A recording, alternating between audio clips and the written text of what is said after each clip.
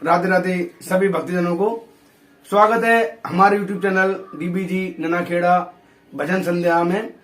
आपसे अनुरोध है जो भी वीडियो आपके पास आती हैं वो पूरी देखें और यदि आपको पसंद आए तो आप लाइक और कमेंट करें और इसके साथ साथ आप इस चैनल को सब्सक्राइब करें और बेल आइकन घंटी दबाना जरूरी है जिससे कि आपको नए नए हमारे प्रोग्राम मिल सके।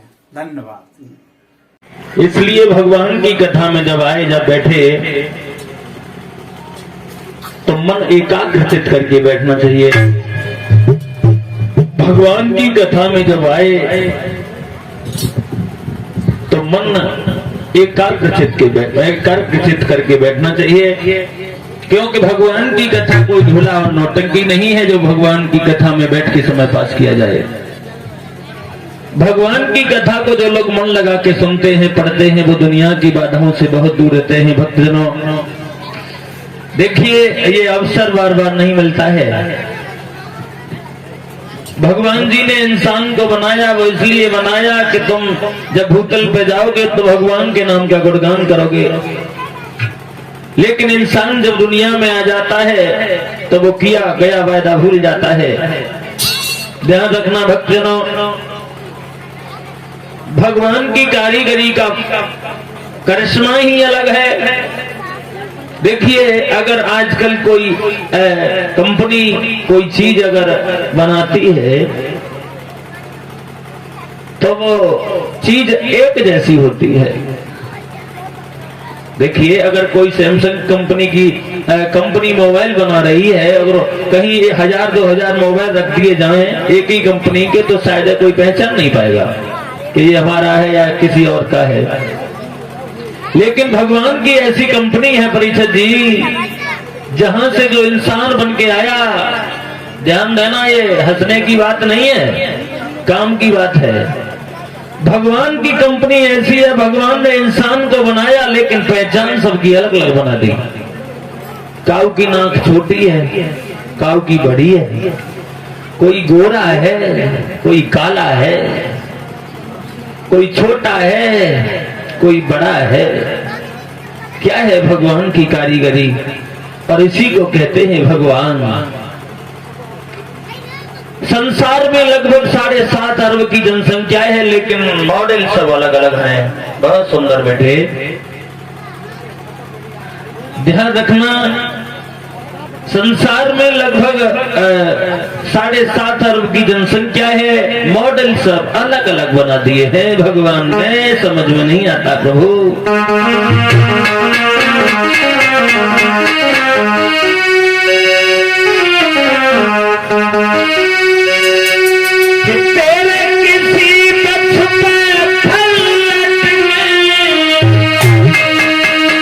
देखिए भगवान की अदालत, भगवान की माया। किसी पेड़ की ओर नजर डालो तो किसी की डाल सूखी है, किसी की हरी है, किसी पे फल है, किसी पे फरी है।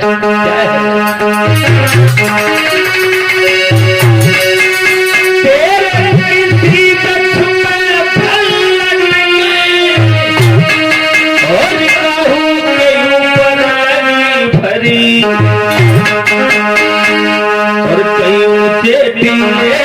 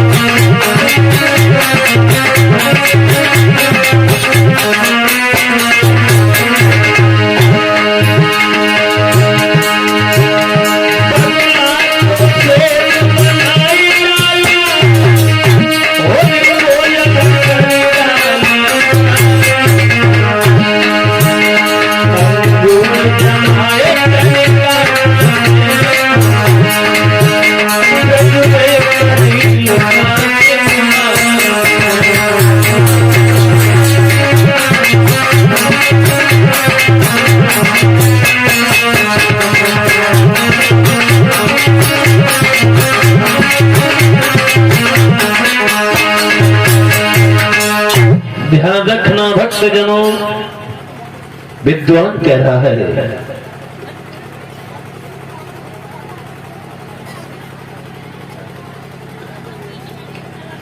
देखिए भक्तजनों, कहने का मतलब है किसी की क्या किस्मत है, सारे दिन मेहनत मजदूरी करने के बाद 2 वक्त की रोटी नहीं मिलती। किसी की क्या किस्मत है, सामने रोटियां रखी हैं मगर उन्हें भूख ही नहीं लगती। किसी की क्या किस्मत है, सारे दिन मेहनत मजदूरी करने के बाद फुटपाथ पर लेटने के लिए जगह नहीं मिलती। और किसी की क्या किस्मत है, डल्लप के गद्दों पर लेटे हैं मगर नींद नहीं आती। यह है अपनी अपनी किस्मत का खेल। इसलिए भगवान की कथा में जब आओ, जब बैठो तो मन लगा के बैठना चाहिए, क्योंकि हर दिन किसी को नहीं रहना है, एक दिन जाना है। हर आदमी को जाना है, कोई भी हो, चाहे परिवारी हो, चाहे थकारी हो, चाहे सारी हो, चाहे घरवारी हो, सबको जाना है, किसी को रहना है ही नहीं। ध्यान देना, जैसा कि आप अभी श्रवण कर रहे थे,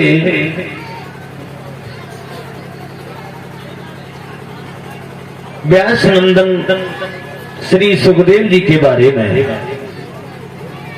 देखिए अभी आपने सुना कि सुखदेव जी का जन्म किस तरीके से हुआ, वो चर्चाएं चल रही थी, भगवान की लीलाएं। मेरा मतलब है भक्तजनों, इधर जब परीक्षित को श्राप लग जाता है तो वो अपना घर परिवार छोड़ के, दौलत से भरा भंडार छोड़कर कहां पहुंचे, गंगा मैया के किनारे, जहां श्री सुखदेव जी ने उन्हें कथा श्रवण कराई थी। लेकिन जो प्रसंग चल रहा था, जो सुखदेव जी थे, ये पूर्व जन्म में कौन थे? ये सुखदेव जी एक तोता थे। कौन थे? तोता। पूर्व जन्म में एक तोता थे। ये सुखदेव कैसे बने? प्रमाण मिला है, एक बार देव ऋषि नारद भगवान शंकर और पार्वती में झगड़ा कराने के लिए कैलाश पर्वत पर गए हैं। और जब कैलाश पर्वत पर पहुंच जाते हैं परीक्षित जी, तो देव ऋषि नारद ने क्या देखा है, भगवान शंकर तो नहीं है, पार्वती है। उन्हें जाके प्रणाम किया है और एक बात कही है, माँ भगवान शंकर कहाँ गए हैं? बोले वो तो नहीं है। तो आज देव ऋषि नारद से सवाल कर दिया पार्वती ने, नारद आपका कैसे आना हुआ, क्या काम था? नारद ने कह दिया, माँ हमें भगवान शंकर से काम था। क्या काम था? बोले हर बात हर किसी को नहीं बताई जाती। मतलब? बोले हाँ, हर बात हर किसी को नहीं बताई जाती है। मतलब? बोले हमें शंकर जी से काम है, हम तुम्हें नहीं बता सकते। पार्वती बोली देखो ऐसी कोई बात नहीं है जो शंकर जी हमें नहीं बताते हो, हमें वो सब बता देते हैं, आप बताओ। तो देखिए आज नारद कहते हैं, देवी जी आपको भगवान शंकर कुछ नहीं बताते हैं। तुम कह रही हो सब कुछ बताते हैं, हम कह रहे हैं तुम्हें कुछ भी नहीं बताते हैं। क्या नहीं बताते? बोले कुछ भी नहीं बताते।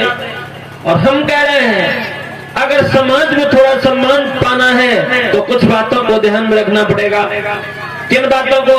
अगर समाज में थोड़ा इज्जत से रहना चाहते हो तो कुछ बातों को गांठ में बांध लेना भक्तजनों।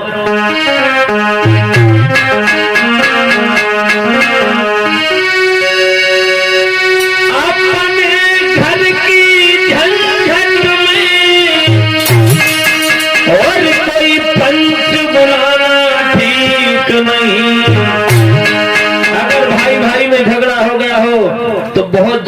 पंच को नहीं बुलाना चाहिए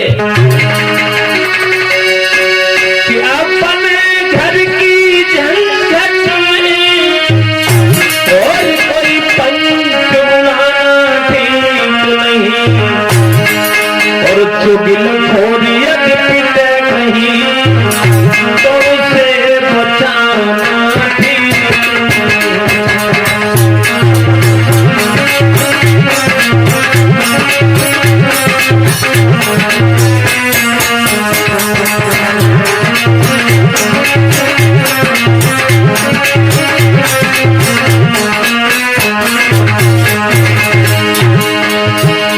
कुछ बातों को ध्यान में रखना सज्जनों। अगर भाई भाई में झगड़ा हो जाए, पिता पुत्र में झगड़ा हो जाए तो बहुत जल्दी पंच को नहीं बुलाना चाहिए, और पिता पुत्र में झगड़ा होना ही नहीं चाहिए। क्यों? क्योंकि पिता अपने पुत्र को बड़े लाड प्यार से भाव से पाल के बड़ा करता है कि ये बड़ा हो जाएगा तो हमारे बुढ़ापे की लाठी का सहारा बनेगा। और वही पुत्र जब अपने पिता से अलग हो जाता है तो उस बड़े बूढ़े पिता के दिल पे क्या गुजरती होगी भक्तजनों।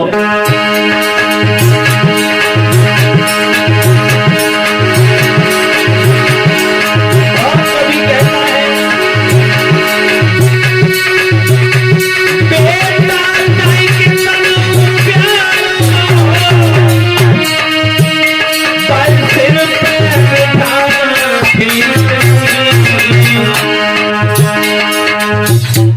बेटी कितनी प्यारी हो,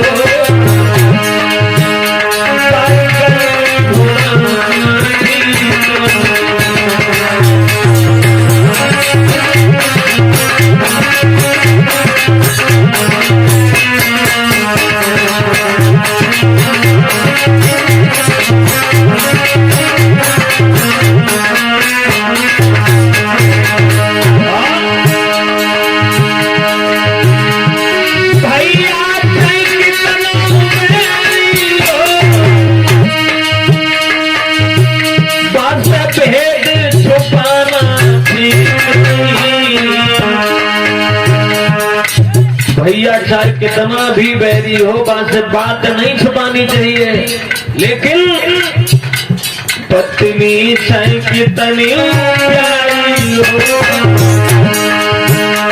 हर बात बताना।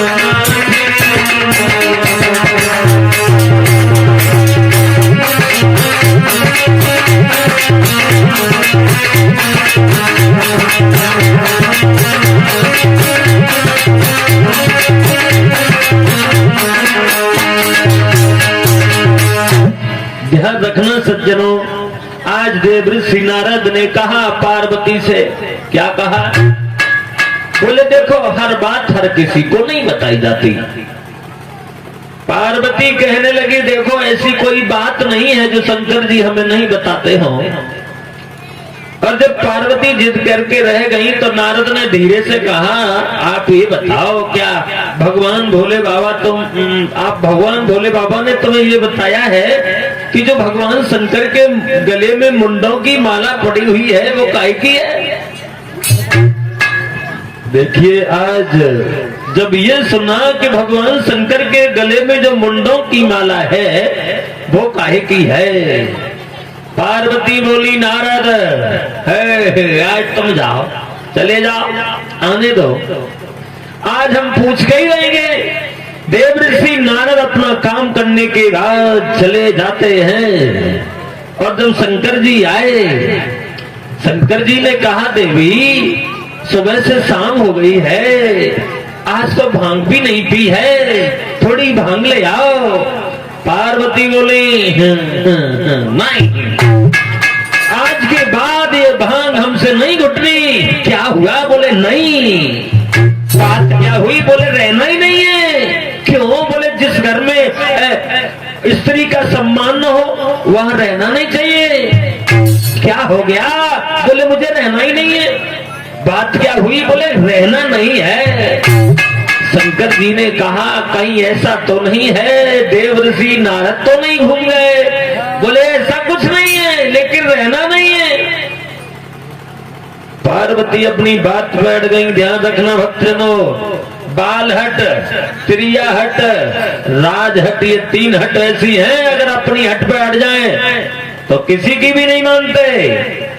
अगर स्त्री कहे कि हमें मायके जाना है तो जाना है, तुम कितना भी रोको, और तुम ज्यादा रोकोगे तो वहां नहीं जाएंगी तो फिर वहां जाएंगी, लेकिन जाएंगी जरूर।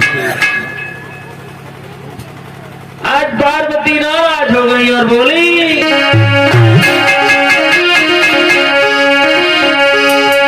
अरे सजना सरूठी सजनिया, ये सजना सरूठी सजनिया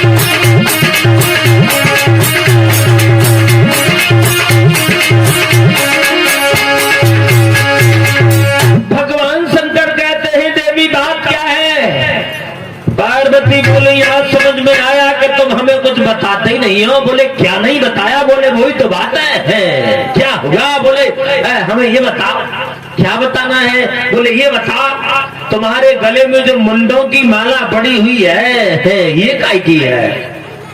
शंकर जी बोले देवी बस यही नहीं पूछो। क्यों नहीं पूछो? मैं आपकी पत्नी, आप मेरे पति, मेरा अधिकार है हर बात जानने का। आपके गले में जो मुंडों की माला है वो काय की है? शंकर जी बोले देवी बस यही नहीं पूछो। क्यों नहीं पूछूं? यही नहीं पूछो। क्यों नहीं पूछूं? मुझे ये बताओ कि ये माला है काय की? शंकर जी बोले अगर नहीं मानती तो बता रहे हैं, बता रहे हैं, बता। बोले जो मुंडों की माला है वो किसी और की नहीं है, वो तुम्हारे ही मुंड है। तुम्हारे? बोले हाँ। कैसे? बोले तुम मर जाती हो, हम तुम्हारे सिर काट काट के अपनी माला में लगा लेते हैं। हम मर जाते हैं? बोले हाँ। तुम मर जाती हो, हम तुम्हारे सिर काट काट के अपनी माला में लगा लेते हैं। पार्वती बोली हम मर जाते हैं और तुम काय को नहीं मरते? शंकर जी बोले देवी हम तो अमर हैं इसलिए नहीं मरते हैं। आप अमर हो, हमारे पति देव हो, हम तुम्हारी पत्नी, तुम अमर हो तो हमें भी अमर बनाओ, हमें भी नहीं बनना। शंकर जी कहने लगे देवी अमर होने के लिए तुम्हें अमर कथा सुननी पड़ेगी। सुनाओ, लेकिन अमर बनाओ। अब ऐसे नहीं रहेंगे। और जब पार्वती नहीं मानी है भक्तजनों, तो आज भगवान शंकर उत्तराखंड में अपनी अर्धांगिनी को लेके जाते हैं। एक ऐसी जगह गए हैं जहां पशु पक्षी भी दिखाई नहीं दे रहे हैं। एक पेड़ के नीचे बैठ जाते हैं, आसन लगा लिया। उस पेड़ पे एक तोते का अंडा रखा हुआ था। प्रमाण मिला है भक्तजनों,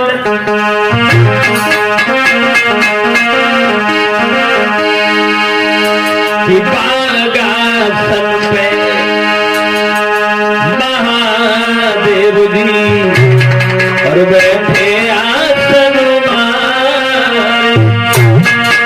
अमर कथा को लगे सुनाने। गौरा लोक पुराण उमा के पड़ गए सोना, भूखरा भर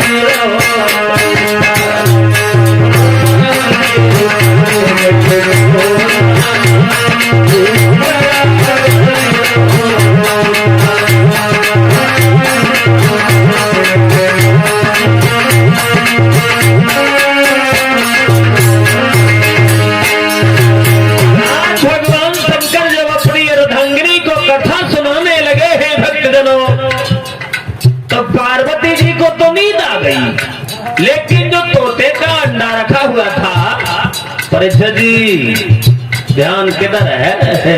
कथा इधर है। जो तोते का अंडा रखा हुआ था काम चलेगा नहीं। कहने का मतलब है भक्तजनों, उस तोते के अंडे में से वो बच्चा बाहर आ गया।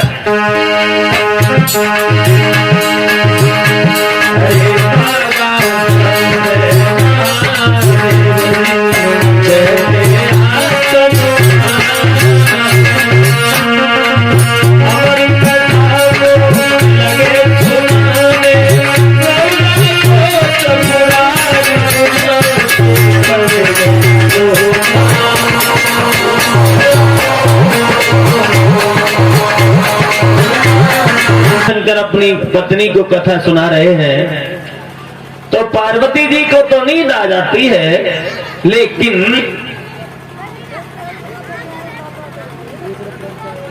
वो जो तोते का अंडा रखा हुआ था उस अंडे में से वो तोते का बच्चा बाहर आ गया। आवाज देता रहा, हुंकारे भरता रहा। भगवान शंकर भांग के नशा में झूमते जा रहे हैं, कथा सुनाते जा रहे हैं। मालूम नहीं है कि पार्वती आवाज दे रही है क्या कोई और आवाज दे रहा है। कथा पूरी हो गई। इधर पार्वती की आंख खुली।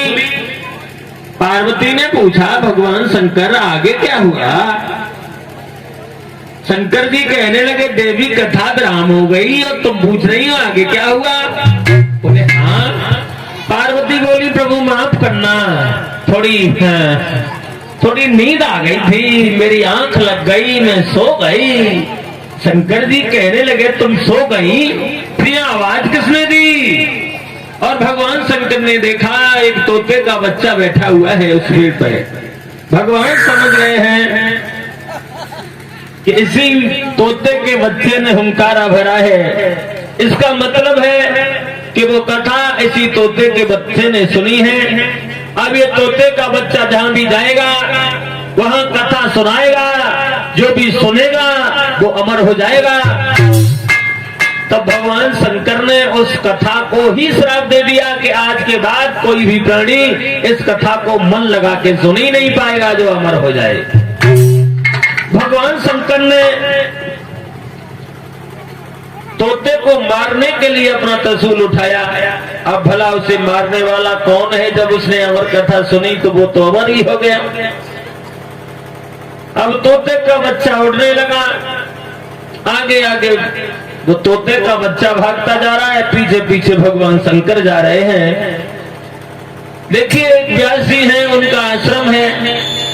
व्यास जी की पत्नी जिनका नाम है अरुणी। क्या नाम है? अरुणी। अरुणी छत पर चढ़ी हुई है, उन्हें जमाई आई तो तोते के बच्चे ने भक्तजनों छोटा सा रूप बना लिया, मुंह के द्वारा गर्भ में प्रवेश कर गया। और जब गर्भ में प्रवेश कर जाता है, भगवान शंकर पहुंच गए। कहने लगे, व्यास आपके यहाँ हमारा एक चोर छुपा हुआ है। व्यास जी कहने लगे, भगवान हमारे घर में तो कोई नहीं है। तो शंकर जी बोले, ठीक है तो हम भी नहीं जाएंगे। भगवान शंकर ने अपना त्रिशूल वहीं गाड़ दिया। 1 वर्ष की समाधि ले गए। कितने वर्ष की? 1 वर्ष की।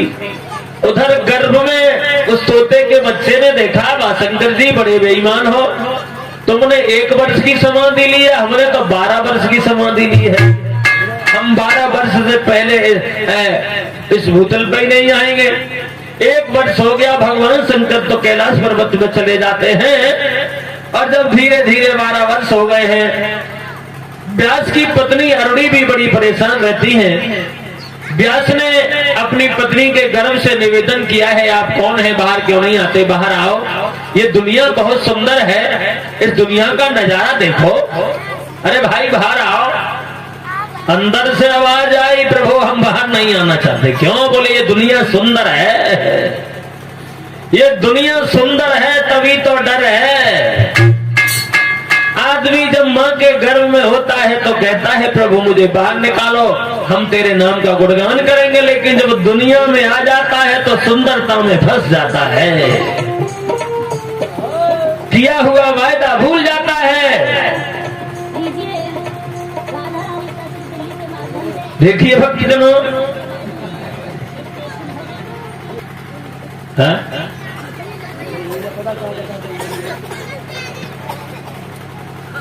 ध्यान दे, कहाँ चल रही है कथा?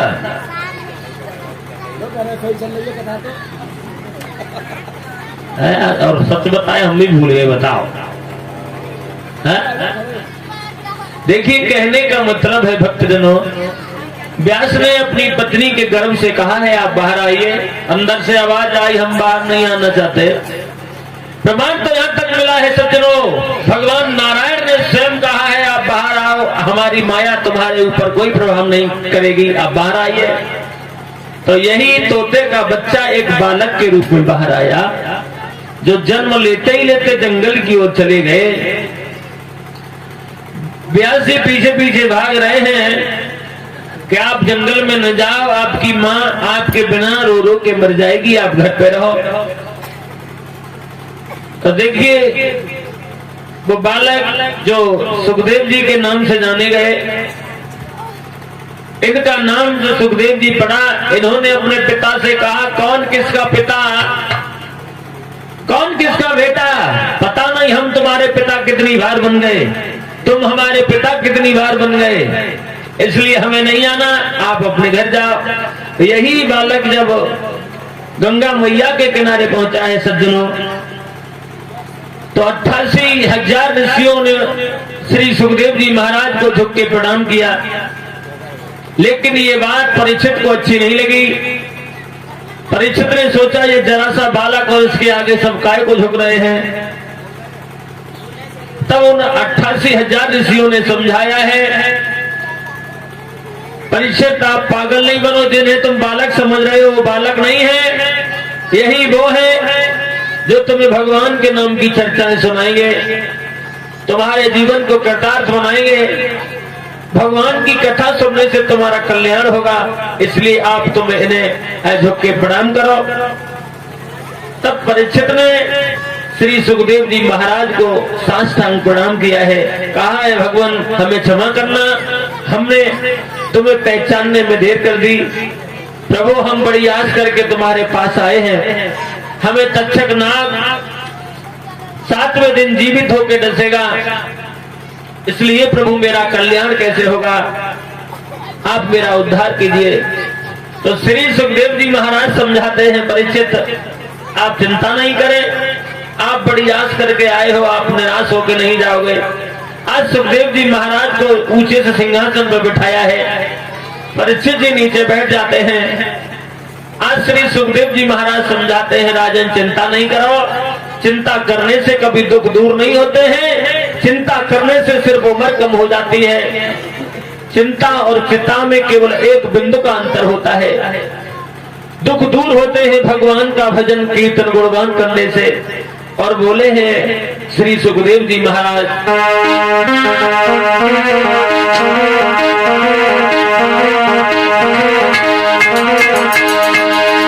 ये चिंता बड़ी चिंता से है, को निर्जीव बनाती है।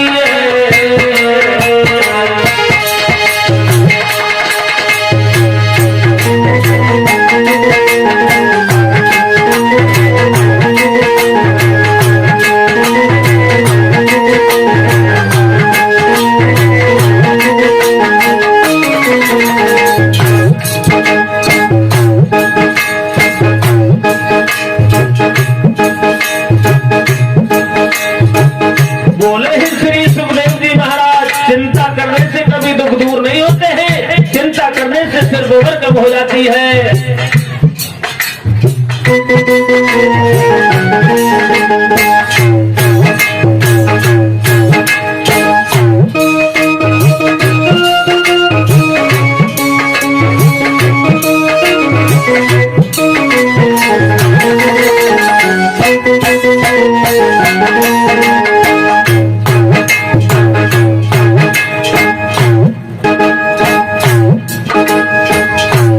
बोले हैं श्री सुखदेव जी महाराज,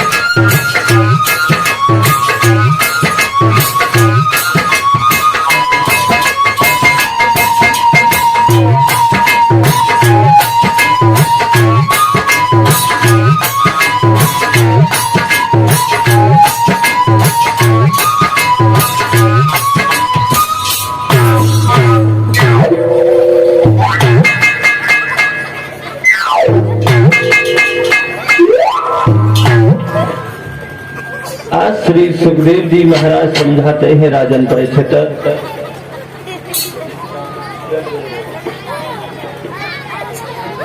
चिंता करने से कभी दुख दूर नहीं होते हैं, चिंता करने से सिर्फ उम्र कम हो जाती है। आप चिंता नहीं करें। क्यों? आपको ये चिंता लगी है कि तुम्हारी 7वें दिन मौत हो जाएगी, तो ध्यान रखना, भगवान ब्रह्मा ने जब इस दुनिया को बनाया तो केवल 7 ही दिन बनाए, कोई 8वां दिन नहीं बनाया।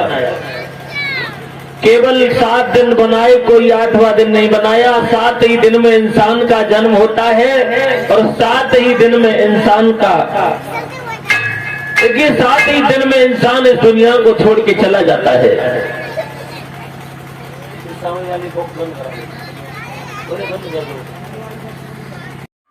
राधे राधे सभी भक्तजनों को स्वागत है हमारे YouTube चैनल डीबीजी ननाखेड़ा भजन संध्या में।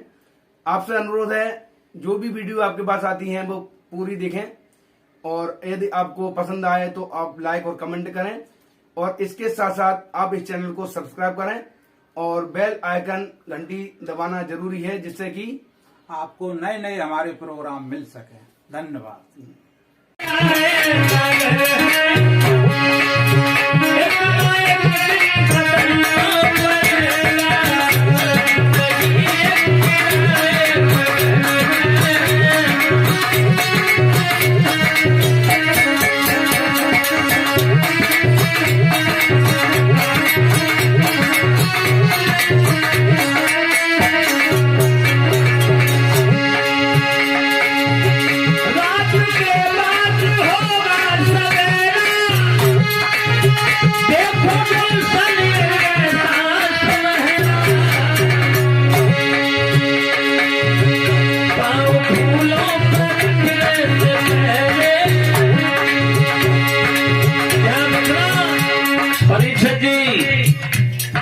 देखे जवानी इतनो ठिलावे मती, देखे जवानी इतनो ठिलावे मती, क्योंकि आएगा बुढ़ापा, कसाले पड़ जाएंगे, और लेटक में खटिया की पार्टी पे रहेगा हाथ, और चालक में लठिया के लाले पड़ जाएंगे बेटा।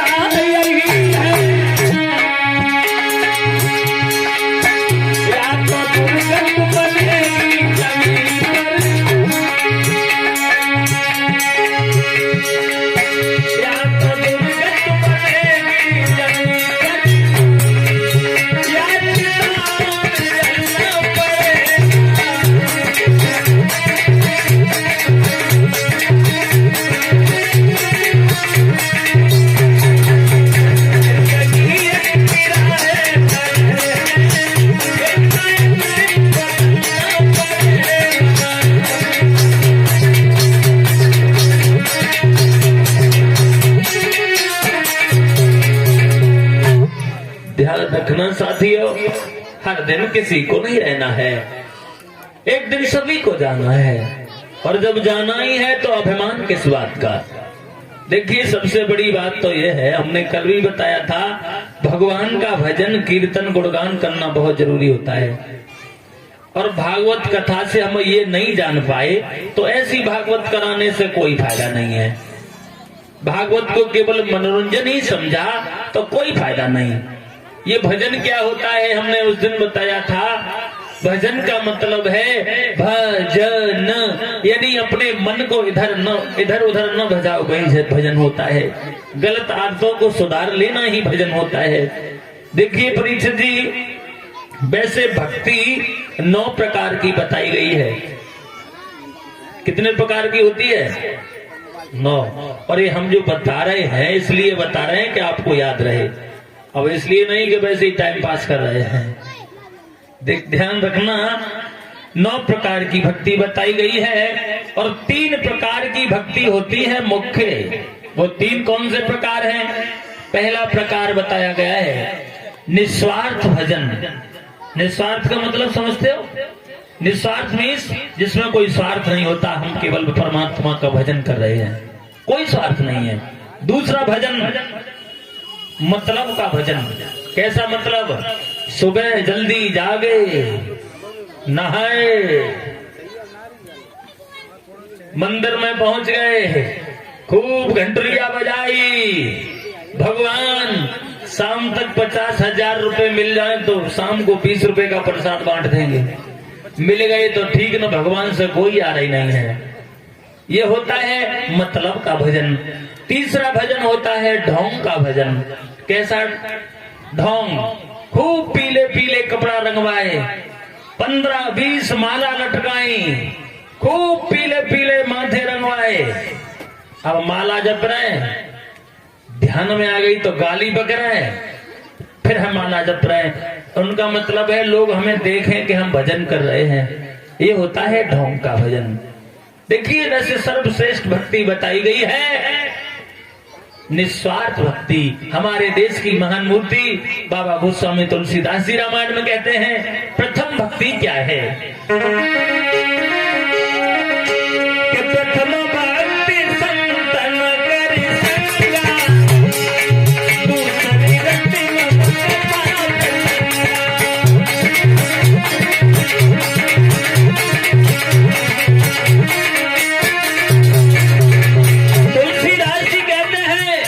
सबसे पहली भक्ति है संतों का सम्मान करना, उनका आदर सत्कार करना। ये सबसे पहली भक्ति बताई गई भक्तजनों।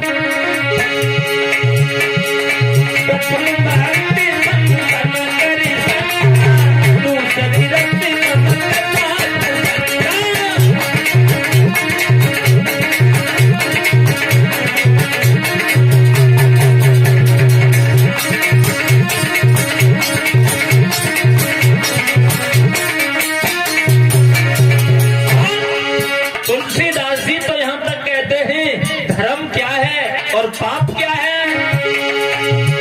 कहते हैं तुलसीदास, परहित सरसी धर्म नहीं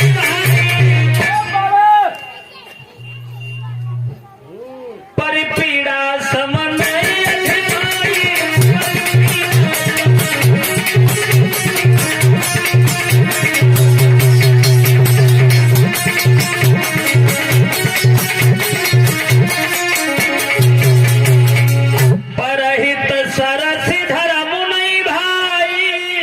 यानी पराये हित में जीना, दूसरे के दुख में दुखी हो जाना, इसके बराबर कोई धर्म नहीं होता है।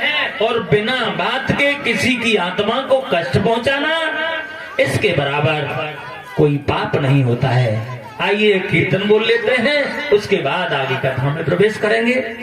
सभी ताली बजाते हुए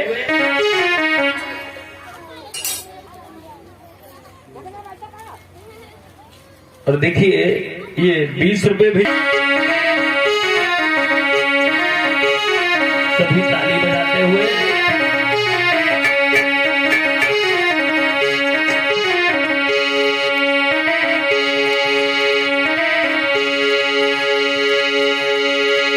ठिकाना विदेशी हुई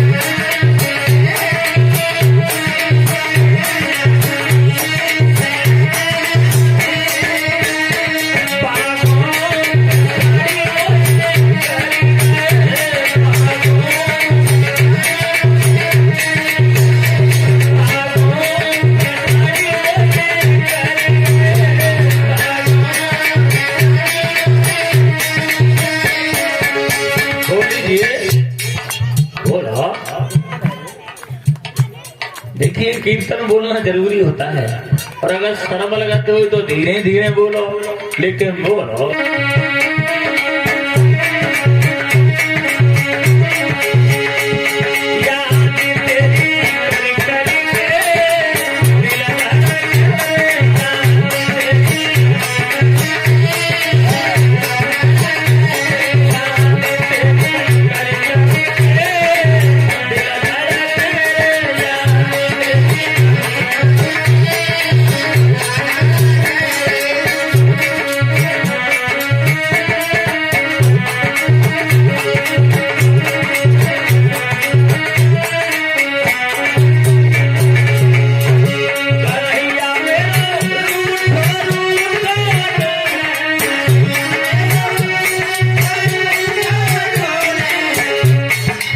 वाले आप भी बोल लो, कीर्तन बोलना जरूरी होता है। सभी ताली बजाते हुए बोले,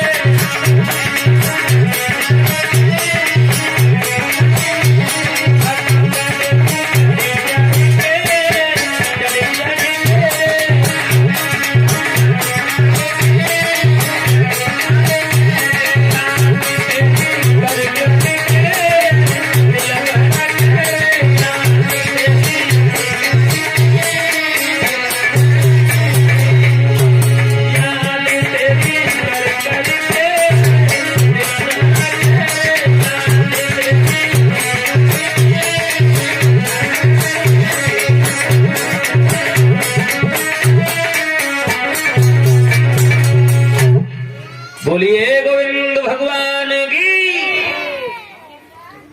ध्यान देना भक्तजनों, परीक्षित जी कथा कहाँ पर विराम लगी हुई है, और अब हम पूछ के ही रहेंगे, मानेंगे नहीं, और नहीं तो जुर्माना लग जाएगा, ध्यान रखना।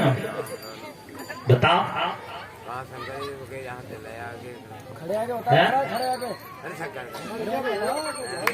बोलिए परीक्षित महाराज की। देखिए कहने का मतलब है भक्तजनों, सती जी जब अपने पिता के यहाँ पहुंच जाती हैं, भगवान शंकर ने मना किया था लेकिन नहीं मानी। और देखिए जब पति मना करें तो बात मान जानी चाहिए, और नहीं मानो तो उसका नतीजा अच्छा नहीं होता है। ये हमें सती से सीखने को मिलता है। सती ने पति की बात नहीं मानी तो वहां उनका अपमान हो गया, और जब अपमान हो गया सती अपना अपमान तो सह गई, लेकिन सती उठी, आगे बढ़ी जहां यज्ञ का काम हो रहा था। क्या हो रहा है? यज्ञ हवन। और एक बात और भी बता दें भक्तजनों, पहले जब कभी अपने घर में यज्ञ हुआ करता था, अच्छा काम होता था, तो सबसे पहले बहन भांजी बुलाई जाती थी। कौन? बहन भांजी। और अब बदल गया है मामला। विद्वान कह रहा है, अरे कलयुग में यार कहाँ होई, कलयुग में यार कहाँ होई,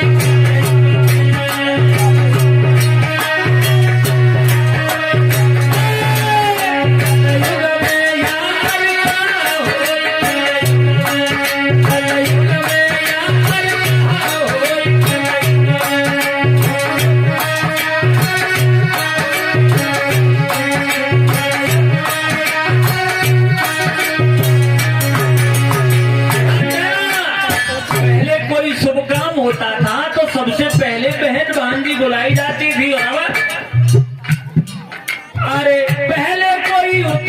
होता था भज के बहन बुला ली। और अब बहन भानो जी पेड़ो देखी बोला भाई लाई घर साली पेट बुलेरो कार होई कलाई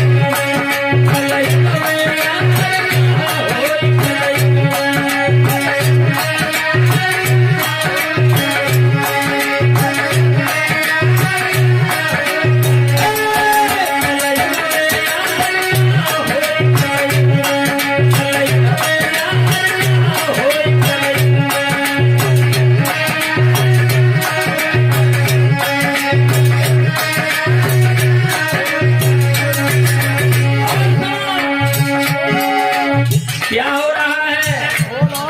अरे आज बहू के पुत्र जने कल सासुर शोर मचाओ। और अपने मन में भैया समझो को बिना खेल ले खिलावे मन में करो विचार होई कलाई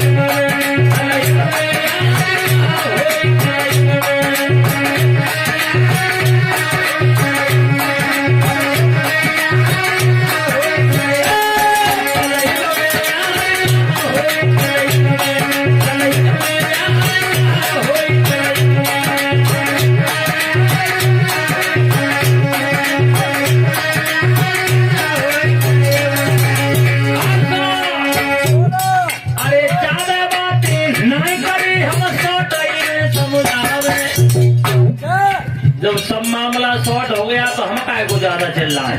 हाँ फायदा। अरे ज्यादा बातें नहीं करी हम शॉर्ट समझावे। अब शॉर्ट शर्ट और शॉर्ट कोट और शॉर्ट पैंट बनवावे शॉर्ट पूरा टी सलवार का होई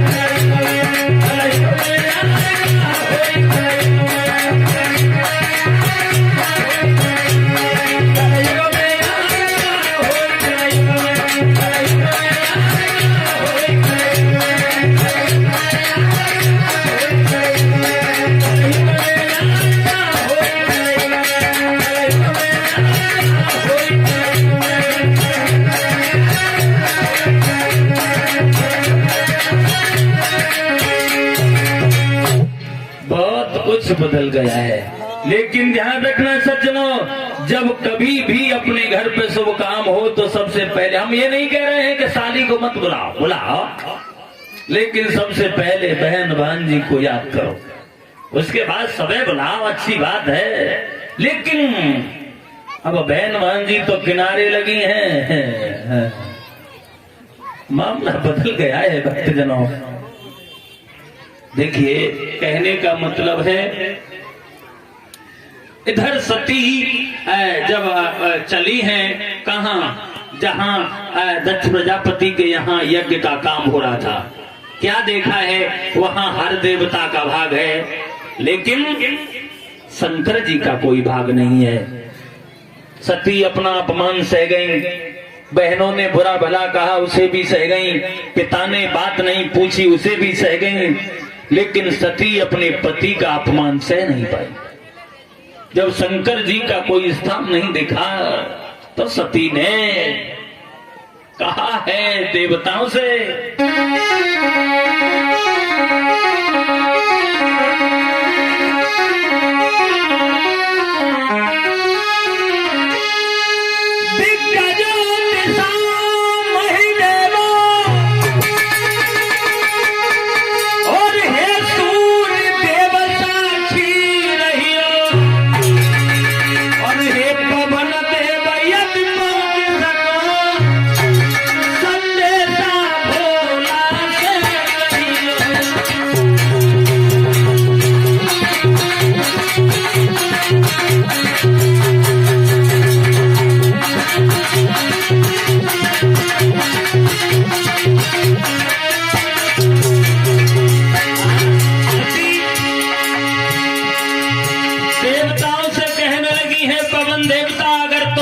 कैलाश पर्वत पर पहुंच जाओ तो मेरे पति से एक बात कह देना।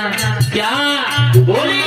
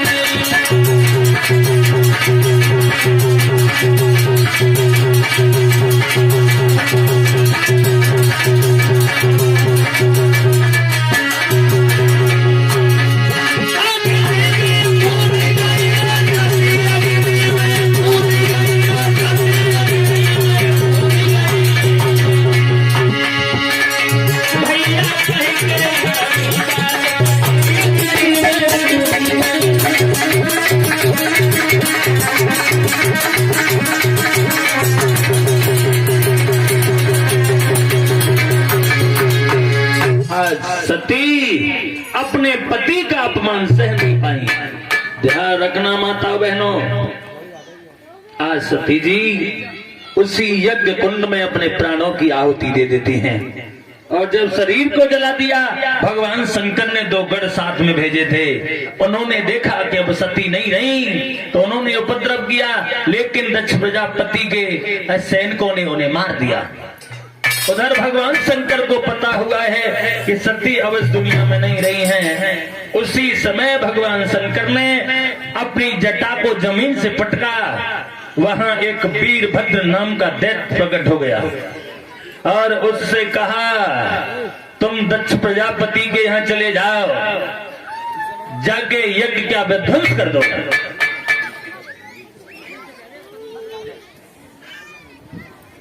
देखिए ये 20 रुपए भिजवा रहे हैं धर्म। परीक्षित जी कथा कहाँ है? वैसे आपका मन है, कथा तो यही होती है जो हर चीज मिले। अब आप जानो, जैसी जाकी भावना वैसी बाय सुहाय, सब नीम करू लगे परिगूट प्रेम से खाए। आप जानो हमें क्या करना। हमारा काम है कि भगवान के बारे में बताने का, भगवान का भजन कीर्तन गुणगान करने का, ये जरूरी बात है। बाकी आप समझो, जैसी आपकी मर्जी रही। कहने का मतलब है, आज शंकर जी ने वीरभद्र नाम का दैत्य दक्ष प्रजापति के यहाँ भेज दिया। उसने जाके यज्ञ का विध्वंस कर दिया। भृगु ऋषि जो यज्ञ कराने आए थे, उनकी दाढ़ी उखाड़ ली, उसी यज्ञ में डाल दी। दक्ष प्रजापति के सिर को काट दिया, यज्ञ में चढ़ा दिया। उधर भगवान शंकर का क्रोध शांत नहीं हो रहा है। सभी देवता घबराने लगे कि अब तीनों लोगों में कोई नहीं बचेगा। तब भगवान नारायण ने भगवान शंकर को जाके समझाया है, प्रभु आप सब जानते हो ऐसा ही होने वाला था। समय को कोई टाल नहीं सकता है और ये समय बहुत बड़ा बलवान होता है। ध्यान रखना, बलवान हम और आप नहीं है, ये समय बड़ा बलवान है। देखिए जैसे साल में मौसम बदलते हैं, कभी सर्दी है, कभी गर्मी है, ये सब कुदरत के नजारे हैं। कभी सर्दी, कभी गर्मी, ये सब कुदरत के नजारे हैं। और कभी प्यासे वो भी रह जाते हैं जो दरियाए के किनारे हैं। ध्यान रखना, जैसे साल में मौसम बदलते हैं, कभी सर्दी, कभी गर्मी, कभी वर्षा ऋतु आ जाती है। देखिए कभी रजाई से बड़ा प्यार हो जाता है और कभी रजाई से बड़ी नफरत हो जाती है। ऐसे ही हर आदमी के जीवन में मौसम बदलते हैं। कभी सुख है, कभी दुख है, कभी भलाई है, कभी बुराई है, कभी अपमान है, कभी सम्मान है। कभी कहता है सदा दिन एक से किसी के न गुजरते, इंसान दुनिया में करते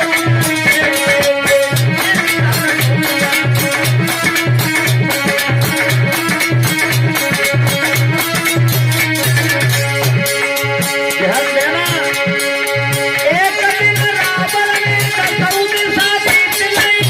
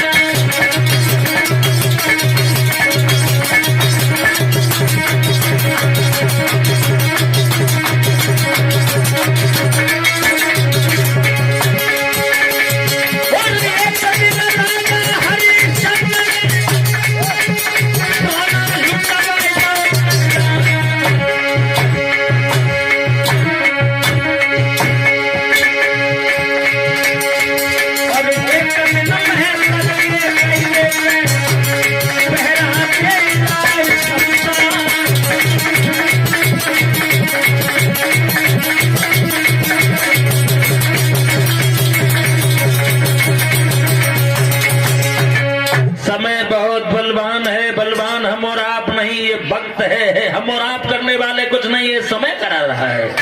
समय का पहिया चलता है। भक्तजनों, सती जी इधर तो भस्म हो गई है यज्ञ कुंड में।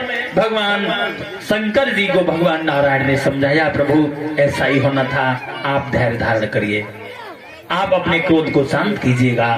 तब भगवान शंकर ने अपने क्रोध को शांत किया है। अब क्षमा चाहेंगे, एक कीर्तन बोल लीजिए एक लाइन का। कथा का समय है वो 12 बजे से 4 बजे तक का है। रात्रि में 7:30 बजे से लगभग 10:30 या 11 बजे तक का है। ज्यादा से ज्यादा भीड़ में आया करो, जो कथा कहने में आनंद आए। सभी ताली बजाते हुए एक कीर्तन बोल लेते हैं। आज रात्रि में झांकी भी होगी, झांकी भी होगी और भागी भी होगी, सब होगी। ज्यादा से ज्यादा भीड़ में आना।